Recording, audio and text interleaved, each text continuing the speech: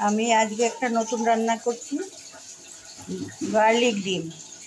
তাতে লাগছে আমার ডিমটাকে সিদ্ধ করে ওইটাকে হালকা করে নুন হলুদ মাখিয়ে ভেজেছি।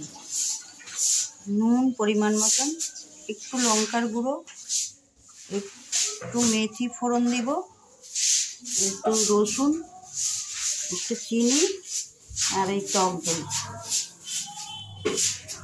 আর একটু গোলমরিচ গুঁড়ো দেব। এইগুলোকে প্রথমে তেলের মধ্যে আমি সাদা তেল দিয়েছি কড়াতে, ডিমগুলো ভেজেছি সাদা তেলেই। এই কড়াতে এই মেথি ফোড়ন দিয়ে দিলাম।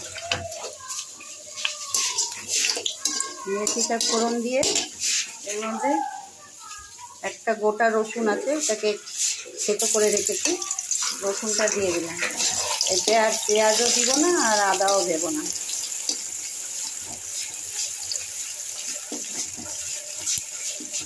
এটা রসুনটা ভাজা, দেখুন রসুনটা এরকম ভাজা করতে হবে।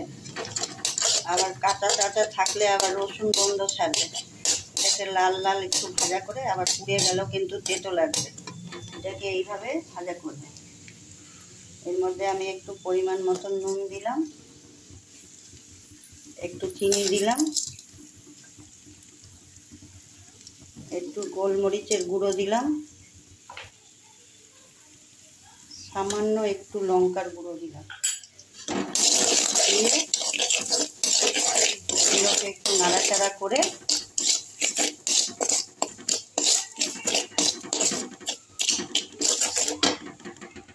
এই দইটা আছে, দইটা আমি এই দেখুন একটুখানি সামান্য কর্নফ্লাওয়ারের গুঁড়ো নিয়েছি, দইয়ের সাথে ফাটিয়ে দেব যাতে দইটা না কেটে যায়।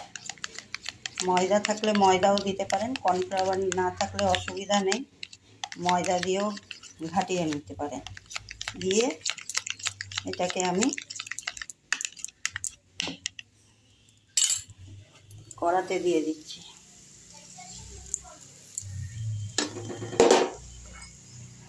এটাতে হলুদ দেই না, হলুদ ছাড়াই রান্না করি।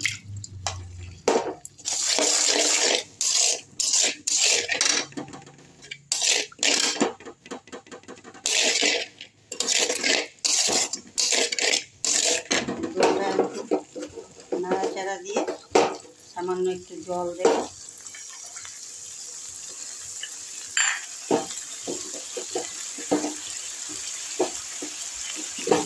এতে পেঁয়াজও লাগে না, আদাও লাগে না, শুধু রসুন দিই,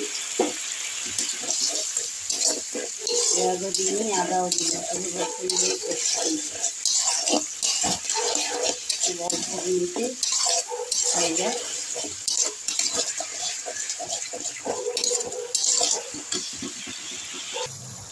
এই দেখুন ফুটে উঠেছে।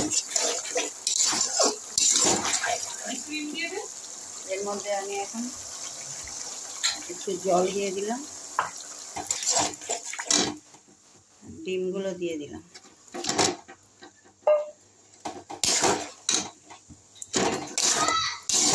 ডিমগুলো আমি কিন্তু বেশি ভাজিনি, হালকা হালকা ভেজেছি।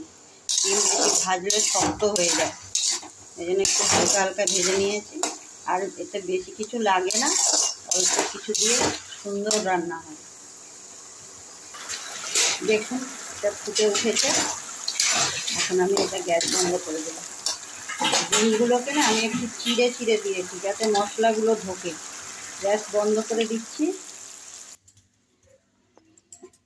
এই দেখুন হয়ে গেছে আমার গার্লিক ডিম। এটা রুটি, পরোটা, ভাত সব দিয়ে খেতে পারবেন, সবটাই ভালো লাগবে।